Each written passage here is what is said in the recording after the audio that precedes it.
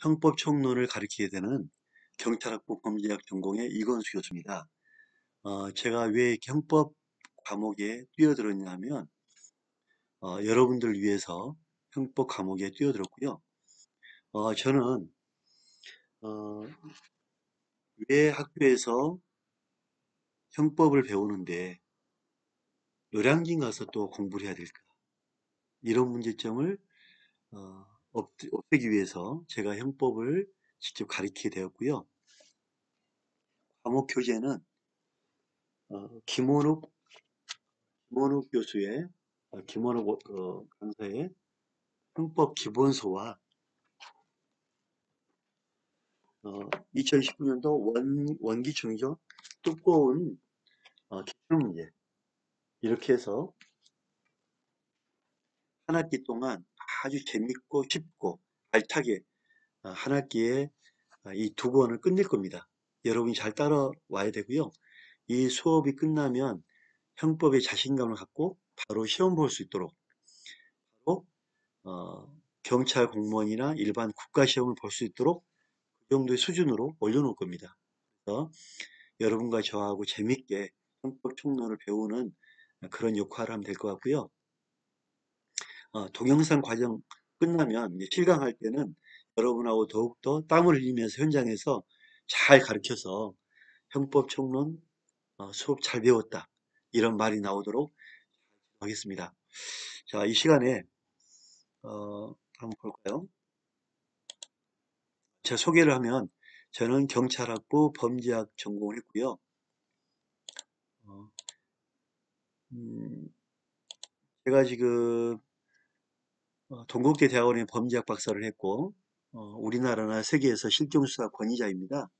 어, 세계 기록되어 있고요. 2017년도까지 경찰청 실경수사 지도팀장을 했습니다. 순경으로 시작해서 경장, 경사를 채용을 했고 경위, 경감, 경정을 특진했습니다. 여러분이 공무원 시험 준비하는데 어, 잘 지도할 수 있을 거라고 봅니다. 자, 형법부터 볼게요. 형법의 개념. 형법이 뭐냐? 형법의 의의 및 종류로 보면 국회에서 제정한 법률. 국회는 국회의원이 법률을 만들죠. 이 국회에서 만든 입법부라고 하죠. 입법부에서 만든 법률. 이거를 협의의 법률, 같은 얘기로 법전. 이 법전을 형식적 의미의 법률이랍니다. 그러니까 형식적 의미의 법률과 법전. 우리 책에 법전 있잖아요, 법전. 이 법정은 같은 내용이에요. 자, 이러한 법률 외에 명령과 조례, 즉 관습법 등을 포함한 법률을 실질적 의미의 법률, 되게 어렵죠. 설명할게요. 제가 왜 이 부분을 설명을 하려고 하냐면 여러분이 알아야만 다른 공부도 다 할 수 있어요. 자, 펜을 좀 바꿔볼게요.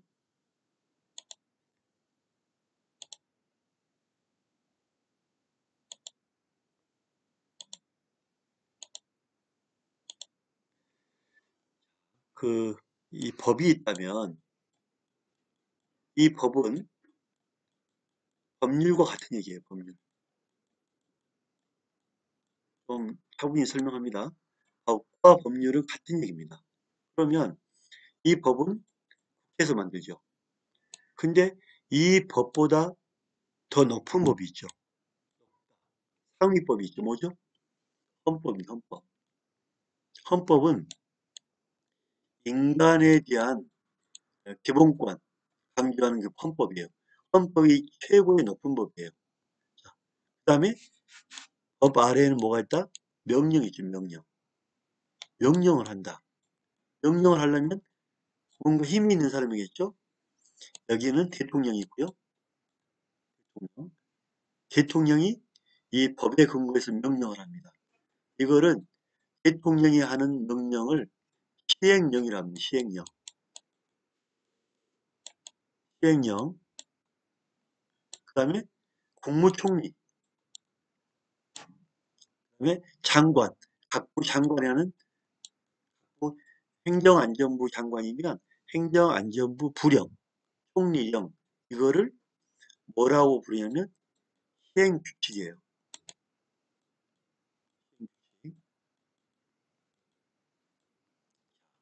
그러면 이 법은 국회의원들이 만드는 거고, 이 법이란 거는 일반적이거든요. 추상적이에요. 모든 국민을 대상으로 하기 때문에 법률, 일반적, 일반인들, 일반법, 추상적이다, 추상법 이렇게 표현합니다. 그러면 국회에서 법을 만들면 일반적이고 추상적인 걸 바로 국민들에게 명령할 수 있나요? 없죠. 그래서 나온 게 국회의원이 법을 만들면 행정부에서는 공무원들은 이제 법을 적용해야 되기 때문에 대통령령으로 시행령이 나오고 시행규칙이 나와요. 예를 들면 국회의원이 경찰관 직무집행법 만들었단 말이에요. 그러면 경찰관 직무집행법을 시행하기 위해서 경찰관 직무집행법 시행령, 경찰관 직무집행법 시행규칙이 있는 거예요. 자, 국회에서 법을 만들면 행정부에서는 이 법을 가지고 명령에 관련된 시행령과 시행규칙을 만들죠. 그래서 이거를 행정입법이라고 합니다. 행정입법. 자, 이 명령 다음에 뭐가 있죠?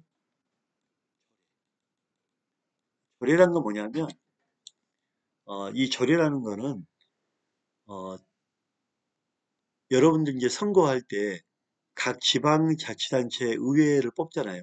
의회 의원들을 뽑잖아요. 그 지방자치단체 의회 의원들이 거기서 이제 월급 받고 놀고 있는 게 아니라 조례를 만듭니다. 그러니까 이 법률의 명령에 위반되지 않는 그 지역의 조례를 만드는 거예요. 3년 전에 대전에서 장애인 인권 조례를 만들었어요. 그러면 그 장애인 인권 조례는 서울에도 있나요? 대전에도 있나요? 충남에도 있나요? 대전에만 있죠. 왜? 대전에서만 만들었기 때문에. 그래서 우리가 지방의회 의원들을 잘 뽑아야 됩니다. 그 다음에 조례 다음에 규칙이 있죠. 규칙은 뭐냐면 너 이런 규칙을 했으니까 따라해. 이렇게 하는 게 규칙이거든요. 그러니까 한마디로 어, 충남지방도지사, 충남지방 어, 충청남도 하면 충청남도 의회에서 조례를 만들고 충청남도 도지사가 규칙을 만들어요. 즉 충청남도의 공무원들에게 명령을 하고 지시하고 어, 일관되게 업무를 하기 위해서 만든 게 규칙이거든요. 어, 규칙을 같은 얘기를 훈령이라고 합니다. 훈령. 내가 명을 내리는 지시를 한다. 훈령. 명을 내리는 지시를 한다. 훈령. 훈령이나 규칙은 같은 얘기예요. 그래서 이 지방 충남도지사가 규칙을 이렇게 만들면서 훈령을 내리면서 지시를 합니다. 지시. 그 다음에 충남도에 있는 예산이나 당진이나 천안이나 시청에서 하는 일이 똑같아야 돼요. 천안시청은 민원 서류가 오면은 일주일 만에 받고 예산은 바로 받고 이렇게 하면 안 되겠죠. 똑같이 해야 되겠죠. 그래서 만든 게 예규예요. 예규. 똑같이 이 업무를 해라 하고 그 업무하는 하나의 예를 규칙으로 정한 거예요. 예규를 합니다. 그 다음에 일일 명령. 일일 명령이란 건 뭐냐면 일일 명령. 우리가 이제 시청에 근무하다 보면 그 퇴근 시간 6시 되면 가버리면 시청은 누가 시키죠? 당직자가 있어야 되겠죠? 일일 명령이라는 거는 6시 되면 그날 밤 당직할 분들이 상황실에 가서 저 홍길동이는 내일 8시까지 당직 근무를 명받았습니다 하고 보고하고 그 다음날 8시까지 근무하는 것. 그게 1일 명령, 1일 명령. 정리하면은 우리 법은 헌법이 있고 법이 있고 그 다음에 명령이 있고 조례가 있고 규칙이 있다. 이렇게 이런 법적인 순서가 있다. 또 하나 법은 일반적이고 추상적이다. 이렇게 보시면 돼요. 그래서 방금 말한 대로 협의의 법률, 형식적 의미의 법률이 있고요. 이러한 법률의 그 밑에 명령이 있고 조례가 있고 규칙이 있다. 이게 다 성문법이에요. 성문법. 법전, 문서로 되어 있는 거예요. 문서. 이거를 성문법이라 합니다. 근데 우리나라의 모든 거를 다 문서화할 수 있나요? 없죠. 법에 없는 거를 하는 거를 불문법, 관습법이랍니다. 이 관습법은 뭐냐면 오랫동안 똑같은 행동을 반복했고 여기에 오랫동안 반복했고 더하기 법적인 확신이 있어야 돼요. 이거는 맞아 하고 모든 일을 하는 국민들이 확신이 있어야 돼요. 오랫동안 있고 법적 확신이 있을 때 법으로 굳어지는 거예요. 이 관습법이 있고 또 하나는 이 관습법에 판례가 있죠. 판례. 이 성문법이 안 되면 판례. 판례로 결정을 하죠. 이 관습도 시대가 변하면 잘못될 수 있죠. 판례로 이거 잘못됐다고 하면은 판례법 따라가야 됩니다. 그래서 관습법, 판례, 판례법, 그 다음에 이치에 맞게 조리가 있죠. 조리. 이치에 맞게 해라. 그래서 관습법, 판례법, 조리는 세 가지는 불문법, 문서가 없다. 불문법. 그래서 아주 포괄적으로 보는 것은 광의의 법, 실질적 의미의 법조이다. 단순히 법전 하나 보면 형식적인 법률, 전체를 포함하면 실질적 의미의 법률이다. 이렇게 봅니다. 이제 법에 대해서 딱 이해가 됐죠? 자, 형법의 의의와 종류 보면은 형법은 범죄와 형사 제재, 범죄를 저지르면 너를 이렇게 형벌로 제재할 거야. 이렇게 규정한 게 형법이죠. 이 형사 제재는 형벌, 징역 가둬놓고 일을 시킨다든지 금고형 또 벌금 이렇게 하는 거 있고요. 또 하나는 이 사람은 나오지 못하도록 안전하게 정신에 문제가 있으니까 보호한, 안전하게 보호한다. 이것도 하나의 감옥이죠, 감옥. 밖에 못 나오잖아요. 말이 되게 좋죠. 하지만 그렇지만 이 보안이라는 의미가 못 나오게 가둬놓는다. 보호한다. 그래서 형벌과 보안 처분이 있다. 형벌의 종류에는 41조에 이제 나오거든요. 뭐 징역형, 금고형, 노역형 등 이거는 이제 나중에 배우게 될 거고요. 형벌은 판사가 이제 재판에서 망치로 꽝꽝 두드리면 꽝 두드리면 선고죠. 선고가 되는 순간 정과가 발생합니다. 정과. 그래서 이 정과가 발생하죠. 이렇게 하는 게 형벌입니다. 하지만 범칙금, 범칙금이란 뭐냐면 우리가 이제 운전면허 따고 자동차 운전하다가 신호 위반 걸렸어요. 그러면 스티커를 끊죠. 그건 내야 되잖아요. 그게 범칙금입니다. 여러분 스티커 끊었다고 해서 정과가 있나요? 아니죠. 신호를 위반하지 못하도록 돈을 물리는 거죠. 과태료. 돈을 과는 물린다. 돈을 과징한다. 과하게 더 받아낸다. 지키지 않는 것에 대해서 업무 태만에 대한 지키지 않는 것에 대해서 돈을 내게 과한다. 그러니까 과징, 과태료 이렇게 나오죠, 그죠? 돈을 다 물린 거죠. 범칙금을 또 보면 과는 범칙금, 과금, 그죠? 이런 종류는 형벌이 아니라 행정벌입니다. 행정벌. 자, 행정청에서 하는 벌.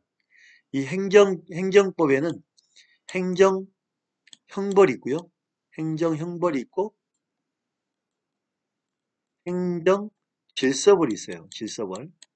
이 질서벌은 방금 말한 대로 범칙금, 과징금, 과태료 이거를 돈을 물리는 거 질서벌이랍니다. 질서벌. 행정벌과 그러니까 질서벌은 어떻게 보면 같은 얘기죠, 그죠? 그러니까 행정법에는 또 행정형법이 있어요. 행정형벌, 형법, 행정형법, 행정형벌. 이거는 경고가 발생합니다. 그래서 행정법에는 두 가지가 있다. 자, 그 다음에 형법이란 거는 어떤 역할이고 성격을 갖느냐? 당연히 형법은 법률이죠, 법. 그죠? 자, 따라서 형법은 국가가 개입해서 잘못된 사람을 벌하는 공적인 법이죠. 국가가 개입하니까 사법이 아니라 공법이죠. 사법은 돈을 받아내는 타적인 법이고 국가가 개입하니까 공법이죠. 공법. 그 형법은 무슨 법이다? 공법이다. 그 다음에 잘못된 죄를 저지르면 재판을 할 거죠. 재판. 재판은 판사가 하는 사법부에서 하죠. 그래서 사법법이다. 그 다음에 사건의 실체를 파악하여 경찰이 수사를 해서 형벌을 부과되면 어, 감옥에서 못 나오죠. 자유가 억압되죠. 실체 어떤 몸에 대해서 실제적인 행동이 집행이 들어가는 실체법이다. 그래서 형법은 공법이고 사법법이고 실체법, 즉 그 몸을 구속한다, 어, 감금한다, 일을 시킨다. 멈칫자잖아요. 실제적인 형을 집행하는 것. 실체법이다. 실체법. 그래서 공법, 사법법, 실체법이다. 이렇게 보시면 돼요. 형법의 기능. 형법은 행정 형벌을 가하기 때문에 규제하죠. 규제. 너 이거 해. 하면 안 돼. 하고 규제하는 기능이다. 즉, 형법은 행위를 규제하는 행위를 행위를 규제해서 법을 어긴 범법자를 처벌하는 성질이 있다. 그래서 행위 규범성이다. 또 하나는 법을 위반하는 사람은 재판을 받게끔 해서 재판의 규율에 따라 범죄자를 처벌하는 재판 규범성이다. 행위를 규제하고 재판을 통해서 이 사람을 처벌을 규제하는 규제적 기능이다. 그래서 규범 두 번 나오죠? 규제적 성격이다. 국민도 규제가 돼야 되고, 자, 법관도 국민이잖아요. 법관도 이 법대로 규제를 받고 재판해야 되겠죠? 법관도 국민이니까. 그래서 국민과 법관을 함께 규제한다. 보시면 되고요. 그 다음에 즉, 보호적 기능인데, 이 보호라는 거는 뭐냐면, 선량한 사람을 보호하겠죠. 형법이 없으면 범죄자가 마음대로 사람을 죽이고 마음대로 하겠죠. 그거를 못하도록 형법은 선량한 사람들을 지키는 보호적 기능을 가진다. 즉, 형법은 살인죄를 규제하여 생명을 보호하고 상해를 다른 사람을 다치게 하는 사람을 다치지 못하게 가해를 못하게 하여 사람의 신체 건강을 보호한다. 그래서 신체를 보호하는 건강을 보호하는 그런 보호적 기능이 있고요. 절도죄를 저지른 사람을 처벌함으로써 남의 물건을 못 가꾸게 하잖아요. 그래서 선량한 사람의 재산권을, 소유권을 보호한다. 그래서 보호적 기능이 있고요. 따라서 생명과 건강과 소유권을 보호하는 이런 보호법이 있다. 보호적 기능이다. 법익이란 건 뭐냐면 우리가 법을 집행할 때는 뭔가 선량한 사람의 이익을 위해서 법을 집행하는 거거든요. 그래서 법적인 이익, 법을 집행함으로써 발생하는 이익이 있어야 되겠죠. 선량한 사람, 억울한 사람을 구제해 줘야 되는 그런 이익이 발생해야 되겠죠. 그거를 법적 이익이랍니다. 보호법이 있다. 또 하나는 형법은 사회윤리, 사회 가치란 거는 우리가 지켜야 될, 보호해야 될 가치가 있죠. 그죠? 이 가치를 보호수단으로 하기 때문에 법익 보호라는 이런 결과를 나옵니다. 그래서 우리는 형법은 규제적 기능이고 보호적 기능이다. 마지막으로 보장적 기능이다. 보장한다. 우리가 든든한데 안 해도 돼. 안심이 된다. 응? 걱정 안 해도 돼. 안심이 돼. 보장이 되기 때문에. 여러분 경찰 공무원이 되면 신분 보장을 받잖아요. 함부로 신분 보장이라는 건 뭐냐면 함부로 자르지 못한다.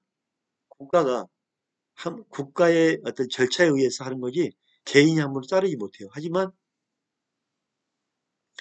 일반 회사면 대표가 기분 나쁘단 말이에요. 너 나가 하면 나가야 돼요. 그죠? 그래 물론 이제 노동법에 따라서 강제하는 규정이 있지만 국가의 법에 대해서 자유스럽게 그만두세요. 네, 회사가 어렵습니다. 20명 중에 성과가 안 나온 10명은 자르겠습니다. 자르는 거예요. 문제가 안 되면 자를 수 있는 거예요. 그래서 보장적 기능. 형법에 범죄라고 규정된 행위에만 규제가 되고 그 외의 규제를 받지 않는 거죠. 그러니까 형법에서 이건 범죄다 하고 그런 것만 규제가 되고 나머지는 규제가 안 되는 거예요. 그러면 이거는 좋은 행동, 이거는 처벌되는 행동, 구별된단 말이에요. 그러니까 내가 보장받는 것, 또 해서는 안 될 행동, 구별되기 때문에 미리 사전에 국민들은 안심하고 하는 거죠. 그죠? 그래서 형법은 국민과 범인 모두의 인권을 보장한다. 그래서 보장적 기능을 가지고 있다. 형법의 발전은 이제 역사죠. 그죠? 발전 역사죠. 18세기 후반에 프랑스 혁명을 사상을 배경으로 자, 이때는 가장 어려울 때죠. 18세기 후반에는 18세기에는 유럽의 왕들은 신입니다. 왕은 신. 왕권 신탁. 왕의 권리는 신으로 받았다. 절대 왕정이죠. 사람을 마음대로 죽이고 처벌하기 때문에 마음대로 해요. 자, 이거를 막기 위해서 프랑스 혁명이 일어난 거죠. 그래서 절대 왕정이 무너진 시기에 나온 게 구파입니다. 구파. 즉 고전학파. 이 고전학파는 건 뭐냐면 대표적인 그 고전학파가 백가리아죠. 백가리아는 왕들이 왜 마음대로 사람을 죽이느냐? 응? 자, 자기 마음대로 왜 마음대로 사람을 죽이냐? 그리고 범죄도 요만큼 저질렀는데 사람을 죽일 일이 아닌데 왜 당신이 범죄는 이만큼인데 사람을 이만큼 처벌하느냐? 범죄와 형벌이 같지가 않냐? 이만큼 범죄를 저질렀으면 이만큼 형벌도 가야 된다. 이게 고전학파거든요. 이 베카리아가 범죄와 형벌에서 되게 강조를 많이 했어요. 또 하나는 베카리아는 사람을 마음대로 죽이지 마라. 왜 마음대로 수백 명씩 사람을 죽이냐? 사형제도를 폐지해라. 그리고 왜 마음대로 막 고문을 하느냐? 손가락 자르고 발톱 빼고 왜 고문하느냐? 이건 잘못됐다. 이렇게 주장한 게 구파입니다. 구파. 이 구파에서 강조하는 거는 어, 이렇게 구파에 강조한 거는 사람은 스스로 결정할 수 있다. 결정. 자유의지가 있다. 자유의지가 있다. 즉 사람은 신성하고 자유의지를 가지고 결정하기 때문에 사람을 마음대로 죽여서는 안 되고 범죄에 맞는 형벌을 봐야 된다. 그래서 베카리아가 이렇게 주장을 많이 했죠. 그 다음에 나온 게 19세기 말에 산업이 이제 발달하잖아요. 왕정이 무너지고 산업혁명이 나오면서 신파, 즉 근대학파가 나오죠. 근대학파는 이 구파에서 주장한 걸 반대로 얘기하겠죠. 그죠? 예, 근대학파가 나옵니다. 그리고 20세기 중반에 2차 세계대전이 발생하면서 구파와 신파를 결합한 융합된 현대학파가 나옵니다. 구파와 신파를 포함한 현대학파가 나왔는데 우리가 지금 배우는 형법은 현대학파 형법입니다. 한번 정리해 볼게요. 자, 구파는 죄형 법정주의. 하지만 심판은 반대라고 있죠. 죄형 법정주의가 무너졌다. 끝에 구파는 스스로 의사를 결정한다고 했죠. 스스로 의사를 결정하는데 심판은 스스로 의사를 결정할 수 있는 거야. 다 우리는 타고난 대로 가는 거야. 비자유. 반대되죠? 자, 그 다음에 구팔은 그 행동과 결과에 대해서 객관적으로 처벌되는 거죠. 그 사람의 행동과 결과에 대해서 객관적으로 봐야지는 거예요. 객관주의. 왜냐하면 형벌과 결과는 같아야 되잖아요. 그죠? 형벌과 결과는 같아야 돼요. 결과를 강조 많이 하죠. 객관주의. 하지만 심판은 반대라고 그러죠. 자기 마음대로 하는 주관. 그 범죄자의 주관이 뭐냐? 어떤 성격을 가지고 있느냐? 그 범죄자를 보는 거죠. 주관주의. 자, 결과를 보는데 여기는 범죄자의 성격. 왜 이런 행동을 할 수밖에 없냐? 행위의 행위를 중점적으로 보죠. 그죠? 행위. 결과에 중점적으로 뒀다면, 심파. 이거 심판은, 행위의 결정적. 그 사람이 왜 이런 행동을 할 수밖에 없었느냐? 본 겁니다. 그래서 또 하나는, 구파는 스스로 결정하고 책임을 지기 때문에 이게, 스스로 결정한 도의적 책임을 져라. 스스로 결정한 거에 대해서 너가 도의적으로 결정한 거에 대해 책임을 져라. 도의적 책임론을 강조하는데 심판은 이 사회 책임이야. 너가 할 수 있는 게 없어. 다 너는 이런 성격을 가지고 있지만 사회가 너를 그렇게 행동할 수 있도록 만든 거야. 하고 사회적 책임론을 강조하죠. 구파와 심파의 차이점이죠. 현대학파는 오늘날 이런 심파와 구파, 객관주의, 주관주의, 결과 반박, 책임 반박식을 다 통합한 게 현대학파예요. 그래서 구파와 심파의 차이점 아시겠죠? 그래서 첫 시간 이 정도 할게요. 여러분 수고했습니다. 감사합니다.